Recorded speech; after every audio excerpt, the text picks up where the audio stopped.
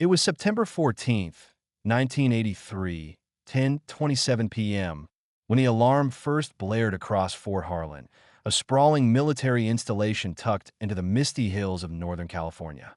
The base, home to logistics units handling payroll for deployed troops, buzzed with the usual rhythm of night shifts. Diesel engines humming, floodlights casting long shadows over barbed wire fences. Sergeant Mark Thompson, a 42-year-old supply clerk with a weathered face and a limp from an old training injury, clocked in as always, his boots crunching on the gravel path leading to the secure vault. Thompson wasn't a criminal mastermind. He was just a man drowning in quiet desperation. Married to Elaine, a schoolteacher battling chronic illness, he juggled mounting medical bills and a mortgage on their modest ranch-style home in nearby Willow Creek. Mark always said the Army was family, his co-worker later recalled in an interview. But families don't let you sink. That night, the vault held over $500,000 in crisp bills, emergency funds for overseas operations stacked in reinforced cases. The air smelled of fresh ink and metal, a scent that clung to Thompson's uniform like a second skin. Archive. Grainy security footage shows Thompson entering the vault at 10:32 p.m., his ID badge glinting under fluorescent lights. No audio, but his movements are deliberate, pausing only to wipe sweat from his brow. As the base wound down, Thompson's plan unfolded in whispers. He'd confided in Lieutenant David Harlan, an ambitious young officer overseeing transport, who had his own grievances, passed over for promotions, whispering about the brass taking their cut. Harlan, with access to the helipad, saw an opportunity. "We deserve this," Harlan muttered to Thompson earlier that day over lukewarm coffee in the mess hall, the steam rising like unspoken regrets. Their alliance was fragile, born of shared resentment toward a system that rewarded loyalty with scraps. The heist began at 11:15 p.m. Thompson slipped into the vault under the guise of a routine inventory check. The lock clicked open with a metallic sigh, and he loaded 2 duffel bags with bundles of cash, his hands trembling slightly from the adrenaline. Outside, the wind picked up, carrying the distant rumble of thunder. Harlan waited at the helipad, where UH-1 Huey helicopter idled, its rotors slicing the air with a rhythmic thump. The base's night patrol, distracted by a false alarm Thompson had rigged, a trip sensor in the motor pool, gave them a narrow window. "Ready?" Harlan asked, his voice barely audible over the engine's whine. Thompson nodded, heaving the bags aboard. The helicopter's cabin reeked of aviation fuel and oiled machinery, a stark contrast to the sterile vault. As they lifted off at 11:42 p.m., the base lights shrank below, swallowed by the encroaching storm clouds. Freedom felt tantalizingly close, but so did the risk. Harlan's piloting skills were rusty, honed during Vietnam, but neglected in peacetime desk duty. Back on the ground, the first signs of trouble emerged. At 11:50 p.m., Private Lisa Grant, a 24-year-old sentry on her first solo shift, noticed the unauthorized takeoff. It was odd, she later testified. No flight plan logged, and the storm was rolling in fast. She radioed control, her voice crackling over the static. "Unidentified bird lifting from pad 3. Confirm." The response was delayed. The storm interfered with communications, mimicking the chaos to come. By midnight, the base was in lockdown. Colonel Elias Ford, a grizzled veteran with a no-nonsense mustache, stormed into the command center. The room hummed with urgency, phones ringing, maps unfurled on tables stained with coffee rings. "What the hell is missing?" Ford barked to the vault team. The inventory revealed the gap. $523,000 gone, along with Thompson and Harlan. Initial assumptions pointed to defection or espionage, but the Cold War paranoia quickly faded when radar lost the chopper's signal amid the tempest. Transcript. Radio log. 12:03 a.m. Control. Huey 47. Report position. Over. Harlan, distorted, encountering turbulence, visibility 0. Heading north. Static Mayday. End of transmission. The search began at dawn on September 15th, 1983. Rescue teams combed the rugged Sierra foothills, where the helicopter was presumed to have crashed. The air was crisp with pine scent, mixed with the acrid smoke from a distant wildfire. By noon, wreckage was spotted in a ravine, twisted metal, scorched earth, and no survivors. Charred remnants of cash fluttered in the wind like confetti from a grim parade. Official reports cited pilot error in bad weather. The money, they claimed, had incinerated in the blaze. The community reeled. Willow Creek, a sleepy town of 5,000 reliant on the base for jobs, buzzed with rumors at the local diner, where plates clattered and whispers flew. Elaine Thompson, pale and clutching a tissue, faced reporters on her porch. "Mark wouldn't do this," she said softly, her eyes red-rimmed. He loved his country. But doubts crept in.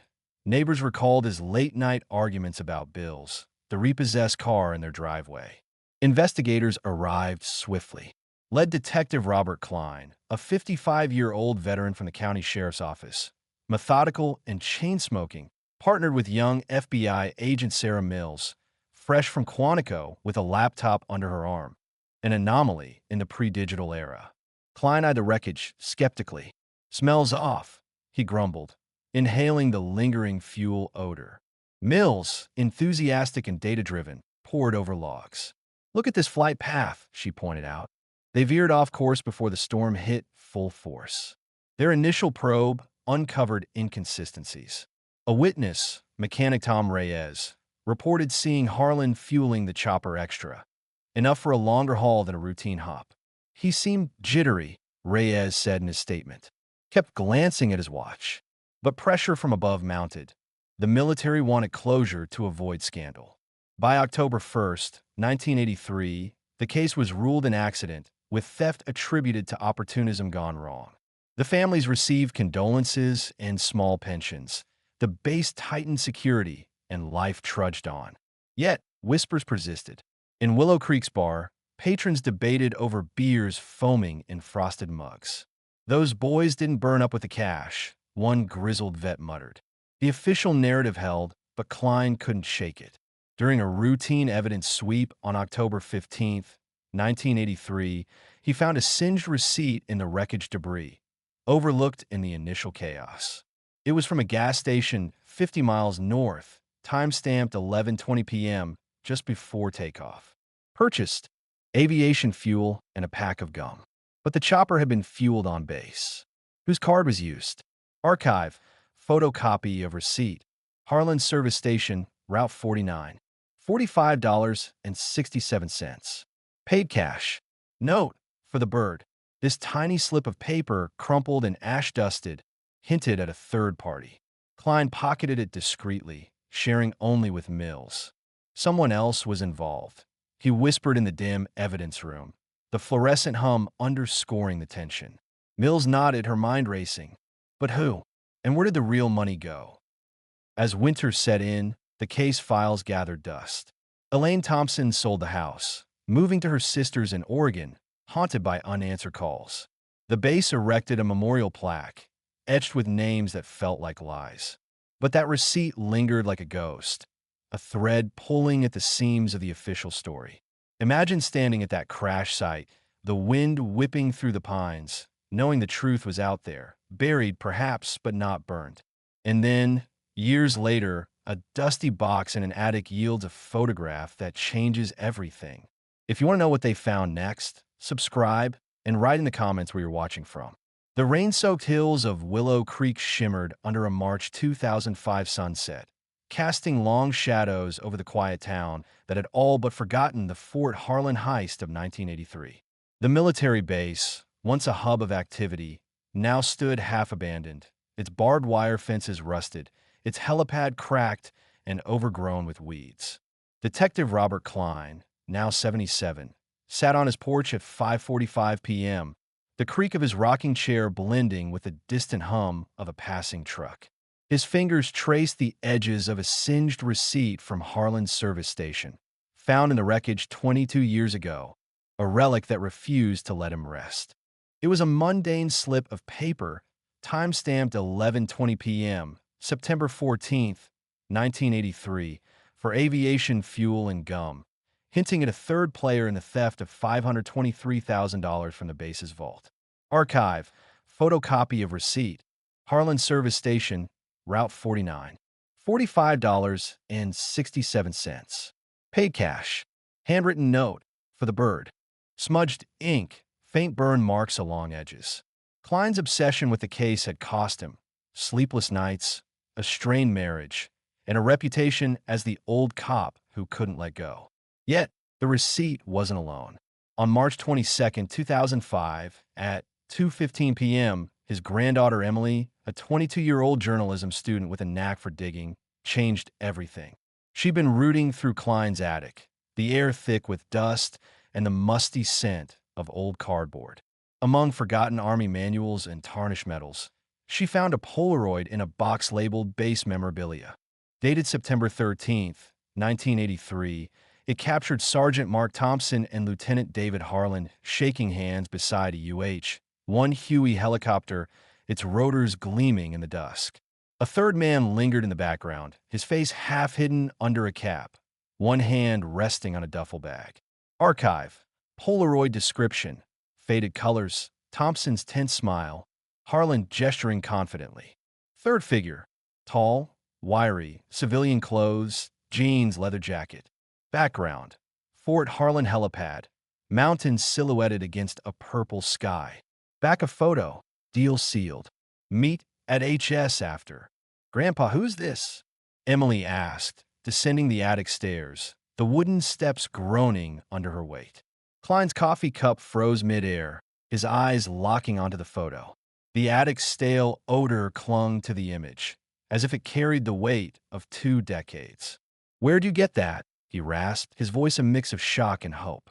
The initials HS matched the receipt, Harlan Service Station. This wasn't a snapshot. It was a confession frozen in time. Klein wasted no time. By 6:30 p.m., he dialed Agent Sarah Mills, now 46, a senior FBI analyst in Sacramento. Mills had worked the original case with him, her youthful energy now tempered by years of navigating red tape. She arrived the next morning, March 23, 2005, at 9:50 a.m., her rental car kicking up gravel outside Klein's bungalow. The living room smelled of brewed tea and pipe tobacco as they spread evidence across the oak table. Receipt, Polaroid, and old case file stained with coffee rings. Mills booted up her laptop, a stark contrast to the analog chaos of 1983. "We've got facial recognition now," she said, her fingers tapping rapidly. The software word, enhancing the third man's features. A match, Victor Lang, a former base contractor fired in 1982 for skimming fuel funds. Lang owned Harlan Service Station, tying him to the receipt. "Lang's our missing link," Mills said, her voice steady but eyes alight. Klein nodded, exhaling smoke from his pipe. He didn't crash with them. Question is, did anyone? The Polaroid suggested a premeditated plan, not a spontaneous theft gone wrong. They needed to know more. On March 25, 2005, at 1:10 p.m., Klein called Elaine Thompson, now 65, living quietly in Oregon with her second husband. The phone line crackled as he broke the news. "Elaine, we found something new. Mark might not have died in that crash." A pause, then a choke sob. "I buried an empty casket. Robert," she whispered. 20 years of lies. Her pain became the emotional anchor of the investigation, a reminder that truth carried a human cost. Klein and Mills agreed. They'd pursue this for her, for the families, for the towns still scarred by whispers of betrayal. The investigation gained traction. On April 2, 2005, Mills accessed digitized archives, uncovering a 1983 bank statement from a fictional Sierra Trust under Lang's alias, Victor Lang. Small deposits, $10,000 here, $15,000 there. Matched serial numbers from the stolen cash, funneled through offshore accounts. Lang's motive was clearer now, revenge for his firing, mixed with greed.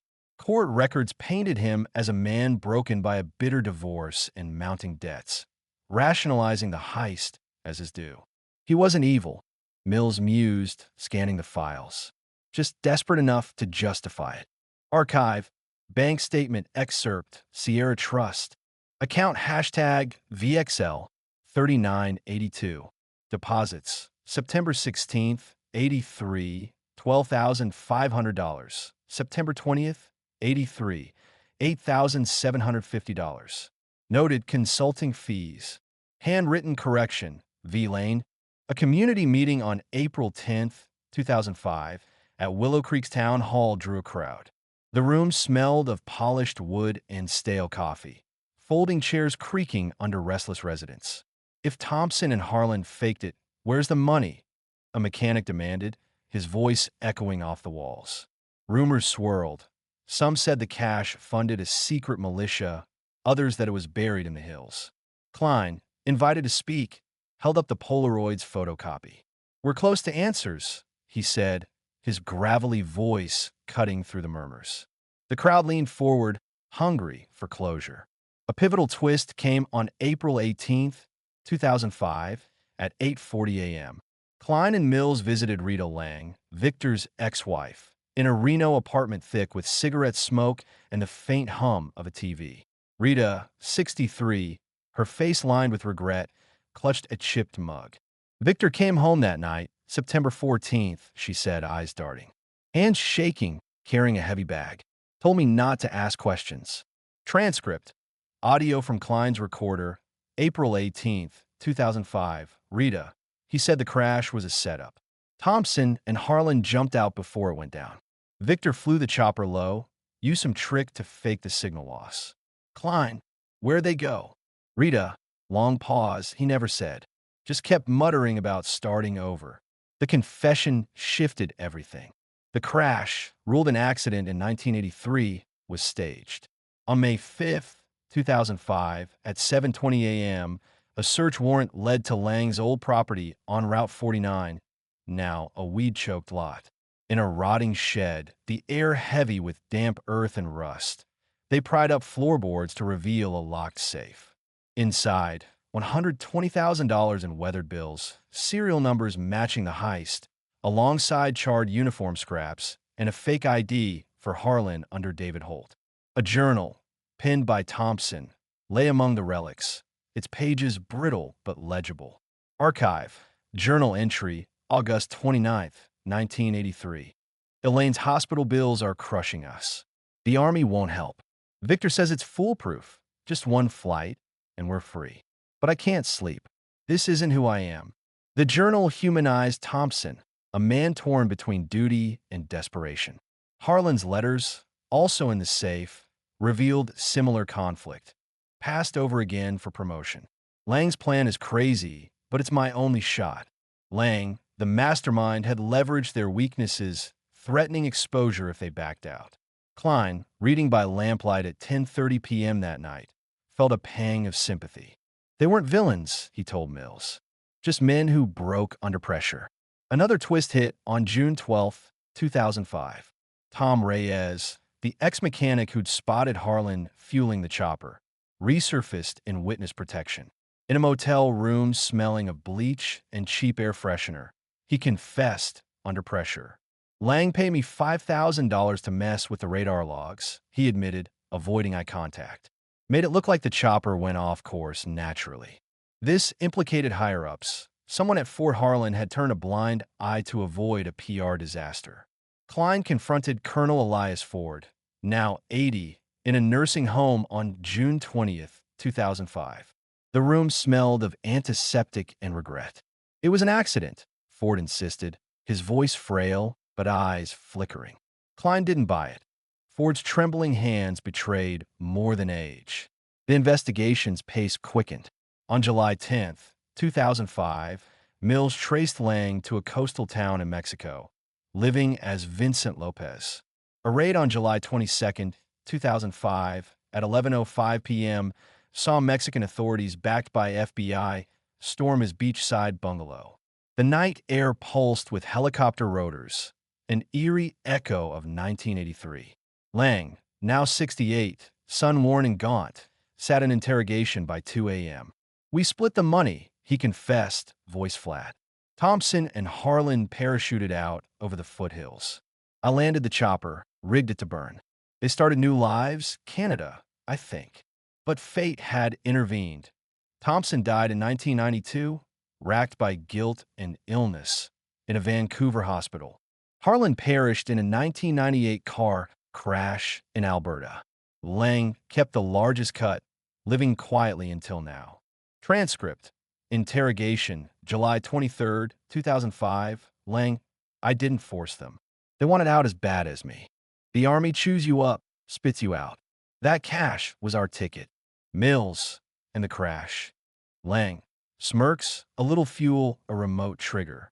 Poof. No bodies, no questions.